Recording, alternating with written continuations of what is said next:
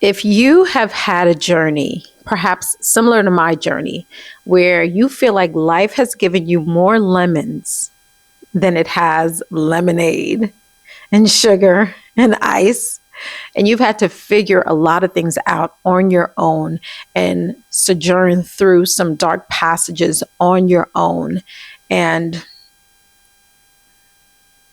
man, go to the deep, darkest depths of on your own and literally bring yourself back to life, then this message is specifically for you.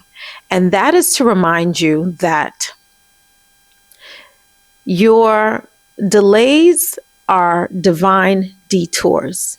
They are divine detours. There have been periods within my life that I have faced some of my darkest battles.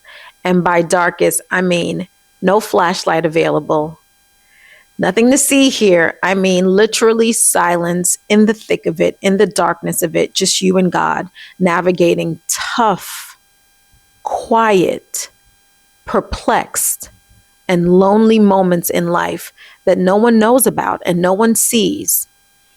And you're experiencing it, still having to show up for your daily responsibilities, still having to show up for life's demands and figuring it out in real time. Let me be the one to encourage you and to let you know that divine detours are simply God's redirection and protection over your life. There have been moments in my life where I have felt that I was ready to just give up and ready to sort of say, you know what, like, what's the point of this? And what is the point of pushing forward and trying my best if it always feels like there is no evidence of the seeds that I'm planting because I can't see the fruits in real time. And I'm simply trusting a blind process. But I want you to know that the process is not blind, nor is it for no reason, nor does it have sort of a dead end to it. No, there is literally a powerful awakening that happens when you are experiencing divine detours in your life. So if you find yourself in a space where you are frustrated, upset, depressed, angry, confused, not knowing whether to go left or whether to go right, it feels too quiet, you have no one to turn to, you have had to literally sit with it, whatever it is, and face the next day and face the next day and the day after and the day after. And in the midst of that, you're not taking it out on anyone. You're not projecting your feelings out into the world. You're not blaming anyone. You just know this is what it is right now. And I simply don't know what to do with it. That is okay. And this message is for you. And the message is that divine detour is actually taking you to exactly where you need to be. It is leading you to the exact destination that God wants you to be in. And I know that it doesn't feel that way in the moment. It feels confusing. It feels like there's not an end result to this. It feels like you've just been navigating in like in the abyss of confusion and darkness and sadness. And it feels like nothing makes sense in that moment. Well, it is in that moment that everything is coming together to actually make sense. You're being fortified, you're being renewed, your heart is being stitched back together, there is healing being doused upon you, your mind is being renewed, reflections are coming back to you. You're able to sort of make the distinction now between why you had to experience certain things. It is all working out for your greater good and your greater purpose. And I want to encourage you and uplift you and support you and demand your attention in this moment, because it is so easy to give up when things are not looking the way we want them to look.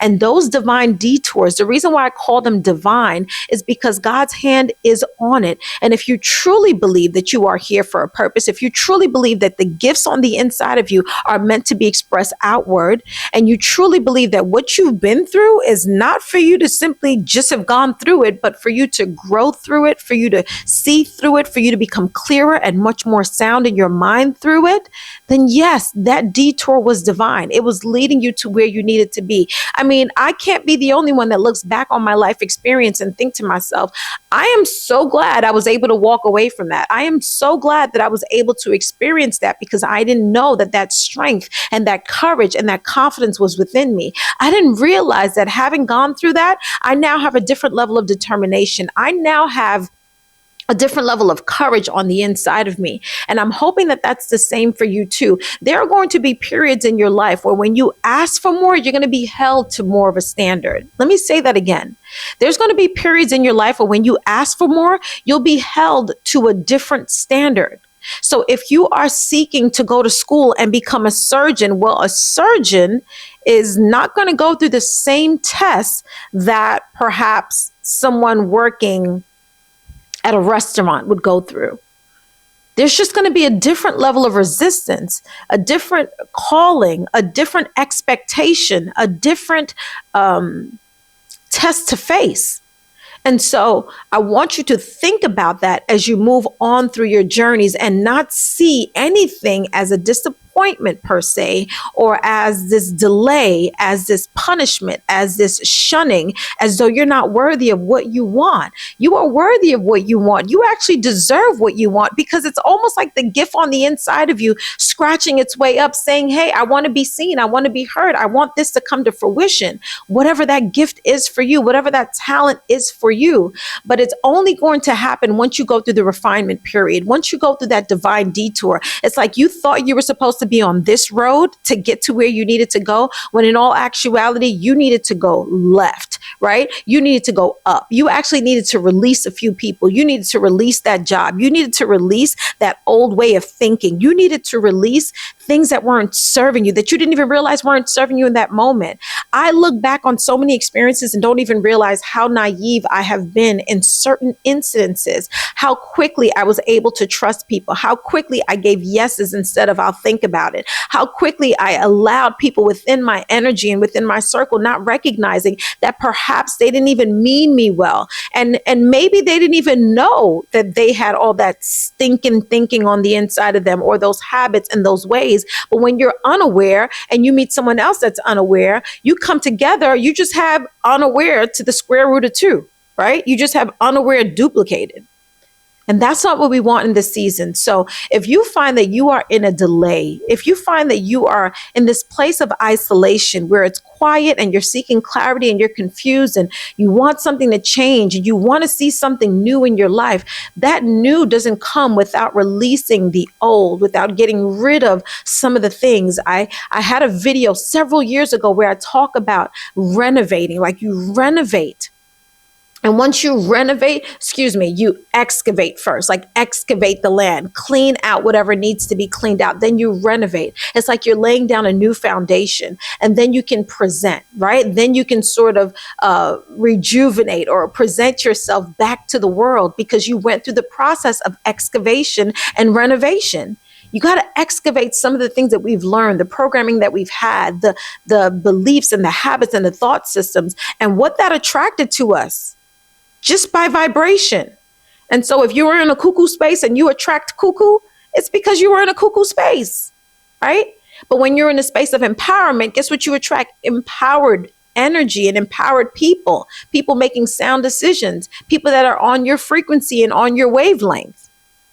And so I want you to take that divine detour as just a sign that you're headed in the right direction. You're being protected. You're being led. You're being guided. You're being nurtured. You're being remodeled. You're being refined.